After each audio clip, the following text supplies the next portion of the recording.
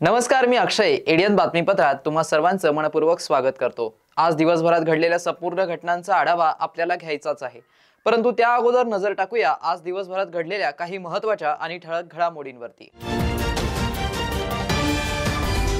शहराला पाणी पुरवठा करणारी मुख्य पाईपलाईन फुटल्याने लाखो लिटर पाणी वाया. वसाहतीत राहणाऱ्या लोकांच्या घरात व दुकानात पाणी शिरल्याने दुकानदारांचं लाखोंचं नुकसान. अख्ख्या शहराचा पाणी पुरवठा विस्कळीत.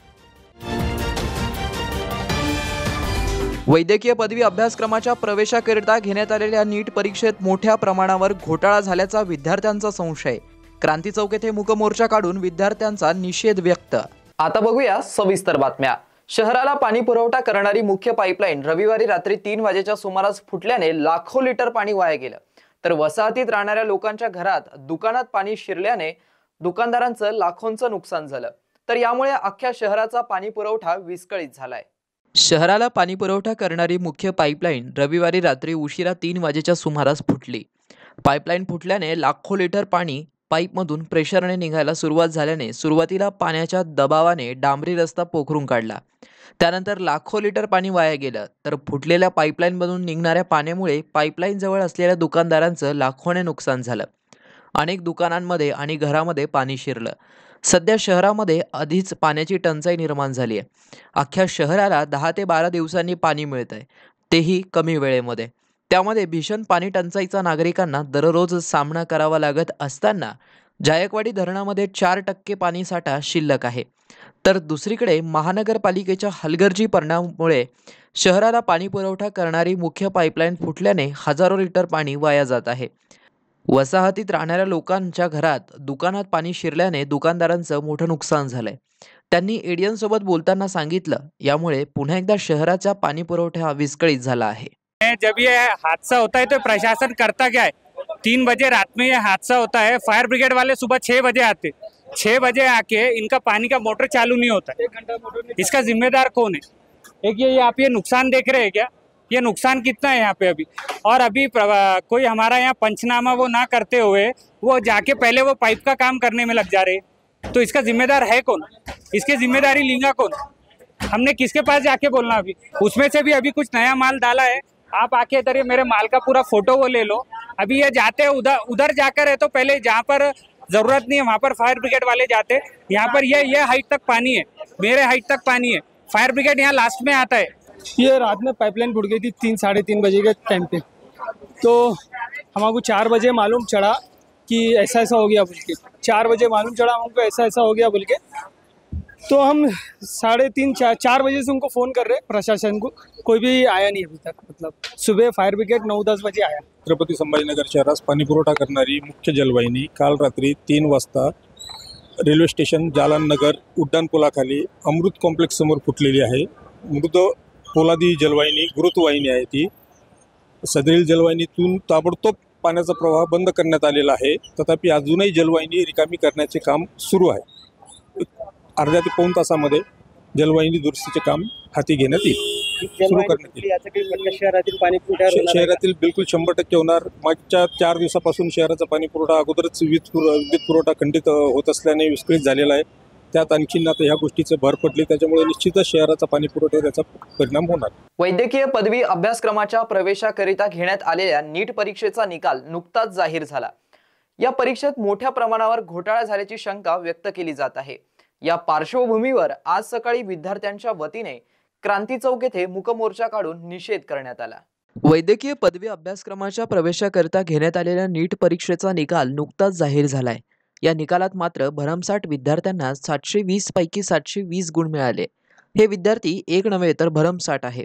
त्यामुळे एवढ्या मोठ्या प्रमाणात गुण मिळालेच कसे असा प्रश्न उपस्थित केला जात असून परीक्षेत मोठ्या प्रमाणावर घोटाळा झाल्याची शंका व्यक्त केली जाते. या पार्श्वभूमीवर आज सकाळी शहरातील साकार PCMB क्लासेसच्या वतीने क्रांती चौक येथे मूक मोर्चा काढून निषेध केला. यावेळी घोटाळ्याची चौकशी करून कारवाई व्हावी विद्यार्थ्यांनी यावेळी हातात पोस्टर घेऊन माझे भविष्य वाचवा, आम्हाला न्याय हवा अशी मागणीही करण्यात आली. नुकत्याच झालेल्या नीट परीक्षेचा निकाल असंख्य 720 पैकी 720 असे पैकीच्या पैकी गुण भरमसाठ विद्यार्थ्यांना देण्यात आले. हे गुण अनपेक्षित आहेत, ते मिळालेच कसे याची चौकशी व्हायलाच पाहिजे अशी मागणी यावेळी करण्यात आली.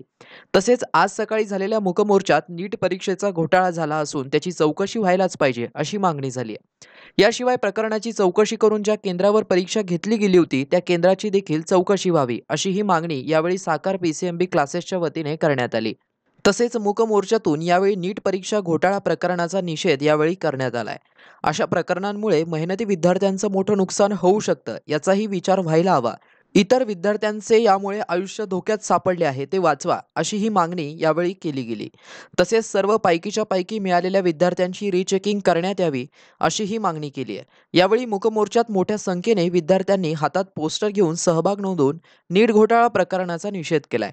यावेळी क्लासेसचे संचालक अभिजित पेशकर, यशवंत चव्हाण, विजय थोरात, प्रवीण महाजन तसेच जगदीश काळे, जयेश जहागीरदार आदी अधिकारी आणि विद्यार्थ्यांनी मोठ्या संख्येने सहभाग नोंदवून निषेध केला. यावेळी विद्यार्थ्यांचं भविष्य वाचवा, चोरी हो गई मेरी सीट, घोटाळे करणे थांबवा, जस्टिस फॉर नीट, डॉक्टर बनवा गुन्हेगार नाही, आम्हाला न्याय हवा, आमचे भविष्य वाचवा असे पोस्टर हातात घेऊन विद्यार्थ्यांनी मूकमोर्चात मोठ्या प्रमाणात सहभाग नोंदवला. NTA लावलेला हा जो निकाल आहे, या निकालाविरुद्ध संपूर्ण देशभरातून आक्षेप घेण्यात येत आहे. एक तर तुम्ही 14 तारखेचा निकाल 4 तारखेला एवढ्या घाई गडबडीत कशामुळे लावला, हीच प्रश्नाची सुई सध्या NTA आहे. दुसरं, बोनस मार्क विद्यार्थ्यांना 1600 विद्यार्थ्यांना तुम्ही बोनस मार्क का दिले, कशाच्या धर्तीवर दिले? तुम्ही जर कॅटच्या परीक्षेच्या धर्तीवर दिले असाल तर ती एक ऑनलाईन एक्झाम आहे. तुम्ही ऑफलाईन एक्झामला कोणते निकष लावून ते एक्स्ट्रा मार्क दिले ज्याचा बेनिफिट एका स्पेसिफिक वर्गालाच झालेला आहे 1600 मुलांना. मग पूर्ण देशभरामध्ये असे बरेच विद्यार्थी आहेत, त्यांनासुद्धा लेट पेपर भेटलेला आहे. मग त्यांच्यावर हा अन्याय का, की त्यांनी त्याच्याविरुद्ध आवाज उठवला नाही म्हणून त्यांचं नुकसान करायचं? महाराष्ट्रातले किंबहुना संभाजीनगरमधले असे खूप सफरर विद्यार्थी आहेत की 615 मार्कांना मागच्या वर्षी जिथे 20,000 रँक असायचा तिथे त्या विद्यार्थ्याचा रँक 60,000वर गेलेला आहे, म्हणजे 40,000नी रँक पुढे गेलेला आहे. म्हणून त्या विद्यार्थ्यांना 2 ते 3 वर्ष प्रचंड मेहनत घेऊन अतिशय हलाखीच्या परिस्थितीमध्ये तयारी करून तो विद्यार्थी आज जर मेडिकलला लागण्याचे स्वप्न त्याचं पूर्ण होणार होतं आणि ते स्वप्न तुमच्या चुकांमुळे जर पूर्ण होत नसेल तर याला संपूर्णतः NTA जबाबदार आहे. NTA दरवर्षी काही ना काही घोळ ह्या परीक्षांमध्ये करत असतं. जेव्हापासून NTA एक्झाम आलेली आहे दरवर्षी प्रश्नांमध्ये चुका निघतात. तुम्ही वर्षभरामध्ये 200 प्रश्न नीट काढू शकत नाहीत. तुम्हाला फक्त 200 प्रश्न ॲक्युरेट आणि चांगले व्यवस्थित आन्सर असलेले काढता येत नाही. तुम्ही विद्यार्थ्यांच्या आयुष्यासोबत खेळताय. विद्यार्थी पूर्ण भारतभरातून संपूर्ण ताकदीने 100% देऊन सगळा पैसा पणाला लावून 11वी 12वीची परीक्षा देतात, नीटची JEEची परीक्षा देतात आणि ह्या परीक्षांबाबत नेहमी दरवर्षी तुमचे काही ना काही घोटाळे असतात. आणि आजचा हा जो यावर्षीचा नीट 2024चा निकालाचा हा सगळ्यात मोठा स्कॅम आहे. इथे आम्ही यासाठी प्रदर्शन करत आहोत की यावर्षी NTAने जो निकाल लावलेला आहे तो आम्हाला खूप गंभीर आणि खूप चुकीचा असं वाटत आहे. पूर्ण देशामध्ये ह्याच्याबद्दल विरोध होत आहे, निषेध होत आहे. तर त्याच्यासाठी छत्रपती संभाजीनगरमध्ये क्रांती चौकामध्ये आम्ही तिथे सगळे जमलेलो आहात. आमचे विद्यार्थी आहेत. हे सगळे विद्यार्थी कोण तुम्हाला मी सांगतो, हे सगळे विद्यार्थी रिपीटर विद्यार्थी आहे. त्यांचे ऑलरेडी 2-2, 3-3 वर्ष रिपीट झालेले आहेत आणि ह्या बिचाऱ्यांना असं वाटतं की आपलीच चूक आहे. यांना हे माहीतच नाही की स्कॅम झालेला आणि हे बिचारे पुन्हा एकदा अभ्यास करण्यासाठी घातलेले आहेत. यांच्यापैकी एक मुलगा 570 वाला आहेत, त्याच्या आईवडील भाजीपाला विकतात. तो मुलगा पुन्हा रिपीट करतो, त्यांना 570 मार्क पडलेले आहेत. त्या मुलाला ह्या वर्षी MBBSचं सीट हे भेटलंच पाहिजे होतं, पण तो बिचारा पुन्हा रिपीट करत बसला. तिथे बसलेला आहे तो मुलगा. जे NTA स्कॅम झाला एवढा मोठा, म्हणजे रँकिंग वगैरे मार्क्समध्ये घोळ झाला आहे, त्याच्याबद्दल सगळे आम्ही इथं बसलो आंदोलन करत आहोत. कारण आम्हाला न्याय पाहिजे. कारण मी एवढं 570 मार्क्स आहे मला, माझं 3rd रिपीट होतं. मी ऑलरेडी 3 वर्ष दिले माझं स्वप्न पूर्ण करण्यासाठी. लास्ट इयर म्हणजे मला 450 होते, त्याच्यावर मला BMS मिळत होतं आणि ह्या वर्षी अशी कंडिशन झाली की 570वर सुद्धा मला BMS घ्यावा म्हणजे अशी गरज पडू शकते. मला 580 मार्क्स येत आहे आणि माझा रँक 1 लाखाच्या वर चालला. जेवढे तर सीट्स नाही आपल्याला माहिती आहे. आणि हे सगळं जे झालं ते स्कॅममुळे झाले. कारण की मागच्या वर्षी ह्या मार्क्सवर मला कॉलेज भेटलं होतं, तर मला अपेक्षित होतं की भेटायला पाहिजे होतं. पण रँक जेव्हा बघितला तेव्हा तर मग काही खरं नाही आहे मार्क्स. आणि मी ऑलरेडी ग्रेपेट होतं, माझं आणखी 1 वर्ष वाया जातं त्याच्यामुळे. NTAने जे रिझल्ट डिक्लेअर केले यावेळेस ते खूप शॉकिंग रिझल्ट्स आहेत, जो की बिलकुल एक्सपेक्टेड नव्हता. रँकिंग खूप हाय गेली आहे. तर जे काही स्कॅम वगैरे झाला असेल त्यांनी ते क्लिअर करावं. माझी अशी इच्छा आहे की रिझल्ट्स रिपब्लिश करावे त्यांनी किंवा ज्या सेंटर्सवरती काही घडलं आहे चिटिंग वगैरे त्यांनी री एक्झाम घ्यावी आणि मग सगळे एकत्र करून परत रिपब्लिश करावे रिझल्ट. तर विभागीय लोकशाही दिनात सोमवारी 2 अर्ज प्राप्त झाले. मागील बैठकीतील प्रलंबित अर्जांचा आढावा प्रभारी आयुक्त जगदीश मिनियार यांच्या अध्यक्षतेखाली घेण्यात आला असून त्यापैकी 2 प्रकरणं आज निकाली काढण्यात आली आहे. विभागीय लोकशाही दिनात सोमवारी 2 अर्ज प्राप्त झाले. मागील बैठकीत प्रलंबित अर्जांचा आढावा प्रभारी आयुक्त जगदीश मिनियार यांच्या अध्यक्षतेखाली घेण्यात आला असून त्यापैकी 2 प्रकरणे आज निकाली काढण्यात आली आहे. आज सुनावणी मिनियार यांच्या अध्यक्षतेखाली घेण्यात आली. विभागीय आयुक्त कार्यालयाच्या सभागृहात झालेल्या विभागीय लोकशाही दिनात श्री मिनियार यांनी प्राप्त अर्जांवर चर्चा करून संबंधित विभागाने लवकरात लवकर अहवाल सादर करावा तसेच प्रलंबित अर्जावर तात्काळ कारवाई करण्याच्या सूचना देखील यावेळी देण्यात आल्या. लोकशाही दिनासाठी विविध शासकीय विभागांचे अधिकारी प्रतिनिधी उपस्थित होते. साई सूर्य नेत्रसेवाचे नेत्रतज्ञ डॉक्टर प्रकाश कांकरिया यांच्याद्वारे शहरात चष्मा नको व दृष्टिदोष असणाऱ्या रुग्णांसाठी आयोजित केलेल्या नेत्र तपासणी शिबिरास उत्तम प्रतिसाद मिळालाय. शिबिरात डॉक्टर प्रकाश कांकरिया यांनी नेत्र रुग्णांची तपासणी करून नेत्रदानाची शपथ दिली. साई सूर्य नेत्रसेवा अहमदनगर येथील आंतरराष्ट्रीय स्तरावरील नेत्रतज्ञ डॉक्टर प्रकाश कांकरिया यांच्याद्वारे रविवार दिनांक 9 जून रोजी हॉटेल रविराज येथे आयोजित केलेल्या चष्मा नको व दृष्टिदोष असणाऱ्या रुग्णांसाठी आयोजित केलेल्या नेत्र तपासणी शिबिरास उत्तम प्रतिसाद मिळालाय. शिबिरात डॉक्टर प्रकाश कांकरिया यांनी शिबिरात आलेल्या नेत्र रुग्णांची तपासणी केली. यात बहुतांशी रुग्णांना मोतीबिंदू, काचबिंदू व तिरळेपणा व दूरचा चष्म्याचा नंबर असलेल्या रुग्णांची संख्या अधिक होती. शिबिरात नेत्रतज्ञ डॉक्टर प्रकाश कांकरिया यांनी रुग्णांना मार्गदर्शन केलं. सध्याच्या आधुनिक जीवनशैलीमुळे व वयाच्या 40व्या वर्षानंतर नागरिकांना डोळ्यांच्या कशा प्रकारच्या समस्या निर्माण होतात व त्यावर उपाययोजना कशा प्रकारे केले जाऊ शकतात याबद्दल त्यांनी माहिती दिली. कॉन्टुरा विजन या आधुनिक तंत्रज्ञानाने कुठल्याही प्रकारच्या गुंतागुंतीच्या दृष्टी समस्येवर व चष्म्याच्या नंबरवर कायमस्वरूपी घालवता येतो. तसेच लहान मुलांच्या विविध दृष्टीदोषांवर सुद्धा सहजपणे उपचार करणं शक्य आहे. चष्मा असलेल्या युवक युवतींनी त्यांचे करिअर घडवण्यासाठी अडचणी येतात व त्या अडचणी म्हणजे चष्मा कायमस्वरूपी कसा घालवता येतो याबद्दल सुद्धा माहिती दिली. दिनांक 10 जून जागतिक दृष्टी दिन म्हणून साजरा केला जातो. या दिवसाचं औचित्य साधून डॉक्टर प्रकाश कांकरिया यांनी उपस्थित नेत्र रुग्णांना मरणोत्तर नेत्रदान करण्याची शपथ दिली. तर सगळ्यांनी आपला उजवा हात पुढे करावा, डोळे अर्धवट बंद करावे आणि माझ्या मागे या 3 ओळी म्हणाव्या. भारत माझा देश आहे, सारे भारतीय माझे बांधव आहेत, माझ्या या देशामध्ये कोणीही अंध राहू नये यासाठी मी प्रयत्न करेन. मी मरणोत्तर नेत्रदानाचा संकल्प करत असून माझ्या मित्रांना नातेवाईकांना सुद्धा याची माहिती देईन आणि त्यांनाही सहभागी करून घेईन. जोरात हात वर करून भारत माता की जय, वंदे मातरम. सर्वांनी अंधत्व निवारणाच्या या राष्ट्रीय कार्यात सहभाग व्हावे तसेच अंधत्व निवारण होईल असे आवाहन नेत्रतज्ञ डॉक्टर प्रकाश कांकरिया यांनी केलंय. सगळे इतिहास आणि आपल्याकडे मरणोत्तर नेत्रदान जे आहे हे आपल्याकडे अजूनही हवं तसं भारतामध्ये रुजलेलं नाही. आपल्याकडे 25 ते 30 लाख लोक आजही डोळ्यात टीक पडून अंध आहेत आणि आपल्याकडे मरणोत्तर नेत्रदान मुश्किलीने 15-20 हजार वर्षातनं होतं.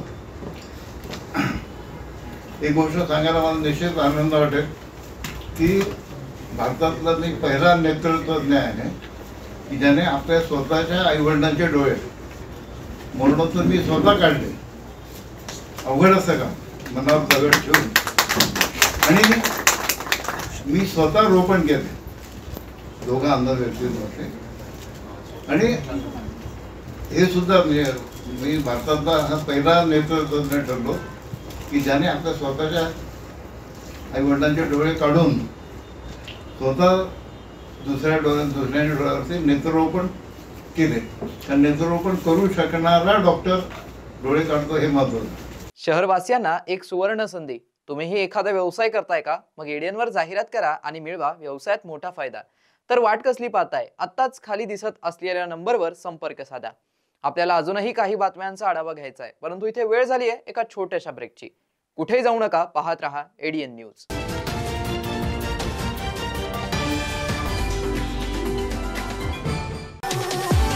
संभाजीनगरकरांसाठी खुशखबर खुशखबर खुशखबर.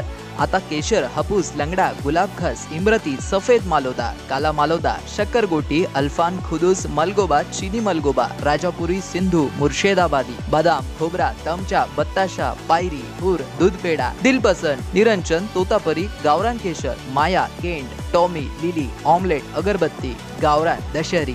मंडळी, ही सगळी आंब्यांची नावं आहेत आणि हे सगळे आंबे आपल्याला खायला मिळणार आहेत, तेही आपल्या शहरात म्हणजेच छत्रपती संभाजीनगर मध्ये. कृषी विद्यापीठ फळ संशोधन केंद्र, हिमायतबाग, छत्रपती संभाजीनगर येथे हे विविध प्रजातीचे आंबे आपल्याला खायला मिळणार आहे. तर वाट कसली पाहताय? आताच भेट द्या आणि या निरनिराळ्या आंब्यांची नैसर्गिक पद्धतीने, ऑर्गॅनिक पद्धतीने पिकवलेल्या आंब्याचा मनमुराद आनंद लुटा.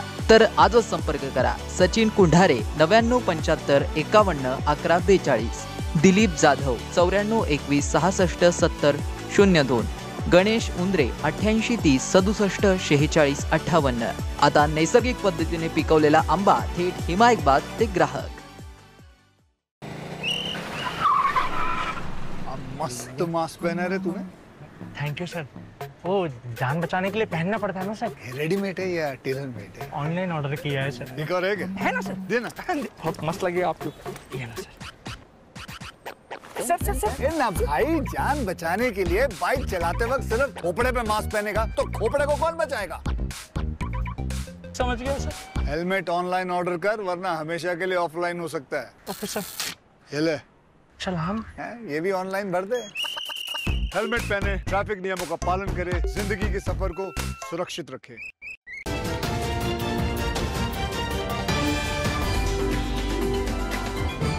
ब्रेक नंतर पुन्हा एकदा स्वागत आहे. आपण बघत आहात एडियन बातमीपत्र. जिल्हा परिषदेच्या ग्रामविकास निधीतून 5% व्याजदराने कर्ज घेऊन 51 ग्रामपंचायतींनी गावात विकास कामे करून घेतली. मात्र परतफेडीसाठी टाळाटाळ केली जात असल्यामुळे ग्रामपंचायतींकडे थकलेल्या 3,53,93,491 रुपये कर्ज वसुलीसाठी जिल्हा परिषदेच्या पंचायत विभागाने कंबर कसली असून काही थकबाकीदार ग्रामपंचायती विरुद्ध आता चक्रवाढ व्याज आकारण्याचा बडगा उचलला जाणार आहे. ग्रामपंचायतींनी घेतलेल्या कर्जाच्या व्याजासहित हप्ता जिल्हा परिषद पंचायत विभागाकडे वर्षातून एकदा जमा करायचा असतो. मात्र अल्पदराने घेतलेल्या कर्जाच्या रकमेतून ग्रामपंचायतींनी गावात विकास कामे केली खरी, पण व्याजाची परतफेड करण्याचे नाव घेतले जात नाही. त्यामुळे चक्रवाढ व्याज आकारल्याशिवाय प्रशासनासमोर पर्याय नाही. 51 ग्रामपंचायतींनी 5,68,32,300 रुपये ग्रामविकास निधीतून कर्ज घेतला आहे. जिल्ह्यात 770 ग्रामपंचायती आहेत.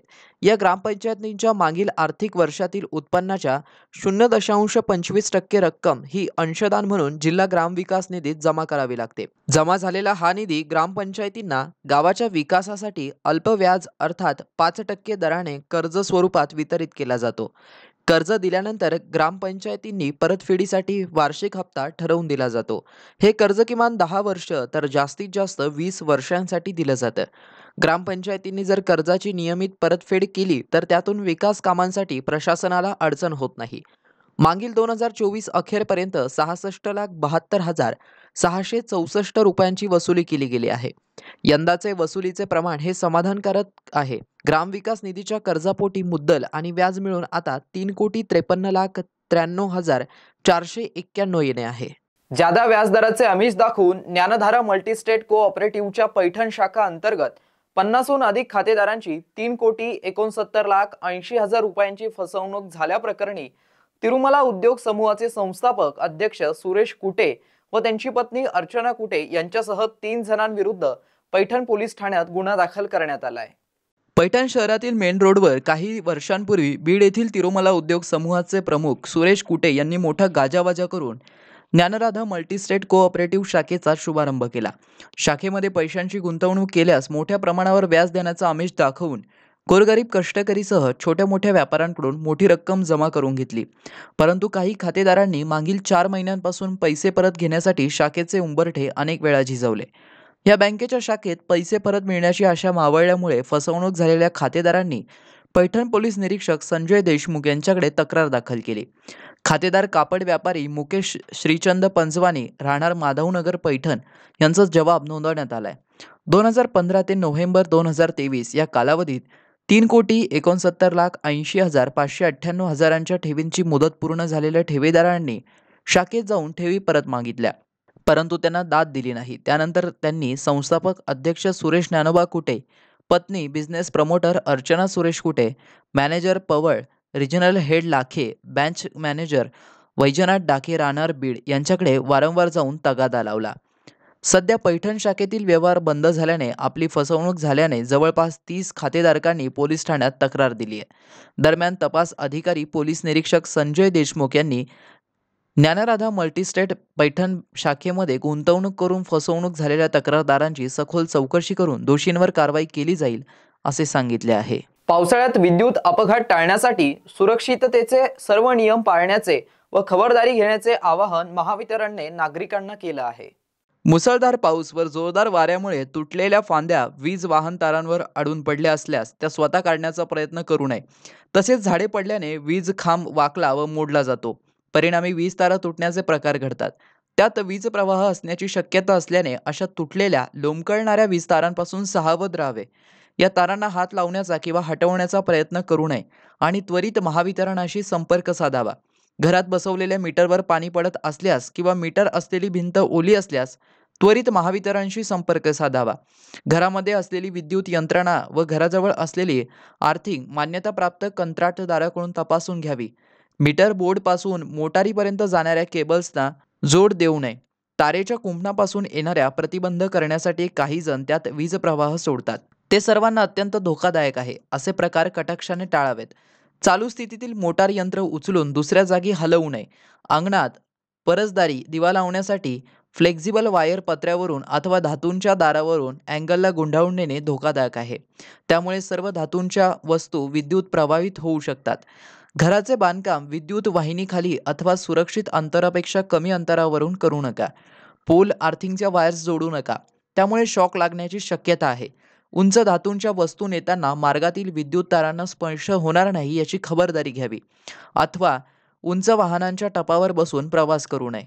झाड किंवा फांद्या तोडताना त्याच्याजवळ अन्यथा सानिध्यात विद्युत तारा येत नाहीत ना याची खबरदारी घ्यावी. अशा तारा असतील तर त्यातील वीज प्रवाह महावितरणाच्या संबंधित अधिकाऱ्याकडून बंद करून सुरक्षित करून मगच अशा फांद्या तोडाव्यात. ग्राहकांनी कोणत्याही विद्युत खांबांना, तारांना, वाहिन्यांना व अन्य उपकरणांना स्पर्श करू नये. तसेच विद्युत खांबांना व उपकरणांना जनावरे बांधू नयेत. दुचाकी टेकवून ठेवू नये. तसेच विद्युत खांबांना तार बांधून कपडे वाळत घालू नये. घरात शॉर्ट सर्किट झाल्यास मेन स्विच तात्काळ बंद करावा. घरावरील दूरचित्र वाहिनीशी डिश किंवा अँटेना वीज तारांपासून दूर ठेवावा. ओल्या कपड्यांवर विजेची इस्त्री फिरवू नये. विजेचे स्विच बोर्ड किंवा कोणत्याही उपकरणाला पाणी लागणार नाही याची दक्षता घ्यावी. विशेषतः टीन पत्र्याच्या घरात राहणाऱ्या नागरिकांनी पावसाळ्यात अतिदक्ष राहून विजेपासून सुरक्षित राहण्यासाठी उपाययोजना कराव्यात. विद्युत वाहिनीवर आकडा टाकून विद्युत पुरवठा घेण्याचा प्रयत्न करू नये. शेतातील पिकांचे वा फळबागेचे जंगली जनावरांपासून संरक्षण करण्याकरिता तारांच्या कुंपणामध्ये अनधिकृतपणे वीज प्रवाह सोडू नये. अशा प्रकारे जीवितहानी झाली आहे. पूर किंवा अतिवृष्टीमुळे कोणत्याही क्षणी प्रतिकूल स्थिती निर्माण होण्याची शक्यता असल्याने खबरदारीचा उपाय म्हणून रोहित्र आणि फीडर बंद करण्यात येतो. त्यामुळे वीज पुरवठा काही कालावधीसाठी बंद होतो. त्यामुळे ग्राहकांचा वीज पुरवठा बंद होण्याच्या तक्रारी वाढतात. अशा स्थितीत संभाव्य धोका किंवा अपघात टाळण्यासाठी नागरिकांनी महावितरणाला सहकार्य करावे असे आवाहन महावितरणाद्वारे करण्यात आले आहे. त्याबरोबरच पावसाळ्याच्या वातावरणामध्ये सुरक्षिततेच्या दृष्टिकोनातून अनेक उपाययोजना यावेळी सांगण्यात आल्या आहेत. तू माझ्याशी फोनवर बोलत राहा, नसता मी जीव देईल अशी धमकी देणाऱ्या एका मजनूवर बेगमपुरा पोलीस ठाण्यात गुन्हा दाखल करण्यात आला असून पुढील तपास पोलीस हवालदार उगले हे करीत आहेत. तू माझ्याशी फोनवर बोलत राहा, नसता मी जीव देईल अशी धमकी देणाऱ्या एका मजनूवर पोलीस ठाण्यात गुन्हा दाखल करण्यात आलाय. हा गुन्हा बेगमपुरा पोलीस ठाण्यामध्ये दाखल करण्यात आलाय. जगन्नाथ साळुंके राहणार गुरु गणेश नगर न्यू पहाडसिंगपुरा असं आरोपीचं नाव आहे. महिलेने दिलेल्या फिर्यादीवरून गुरु गणेश नगरात महिलेचे कपड्याचे दुकान आहे. 9 जून रोजी सकाळी 10:30 वाजता शेजारी राहणारा आरोपी घरात शिरला. व शिवीगाळ करू लागला. महिलेने तू माझ्याशी शिवीगाळ का करतोय असे विचारले असता मी तुला शिवीगाळ करतोय, तू लय हवेत उडत आहेत, माझ्याशी फोनवर बोलत राहा नाहीतर मी जीव देईल अशी धमकी दिली. या प्रकरणी बेगमपुरा पोलीस ठाण्यात गुन्हा दाखल करण्यात आला असून पुढील तपास पोलीस हवालदार उगले करीत आहेत. शेवटी पुन्हा एकदा नजर टाकूया आज दिवसभरात घडलेल्या काही महत्त्वाच्या आणि ठळक घडामोडींवरती. शहराला पाणी पुरवठा करणारी मुख्य पाईपलाईन फुटल्याने लाखो लिटर पाणी वाया. वसाहतीत राहणाऱ्या लोकांच्या घरात व दुकानात पाणी शिरल्याने दुकानदारांचं लाखोंचं नुकसान. अख्ख्या शहराचा पाणी पुरवठा विस्कळीत. वैद्यकीय पदवी अभ्यासक्रमाच्या प्रवेशाकरिता घेण्यात आलेल्या नीट परीक्षेत मोठ्या प्रमाणावर घोटाळा झाल्याचा विद्यार्थ्यांचा संशय. क्रांती चौक येथे मूकमोर्चा काढून विद्यार्थ्यांचा निषेध व्यक्त. आणि याबरोबरच हे बातमीपत्र इथेच संपलं. पुन्हा भेटूया पुढील बातमीपत्रात. तोपर्यंत पाहत रहा आपल्या हक्काचं बातमीपत्र ADN न्यूज.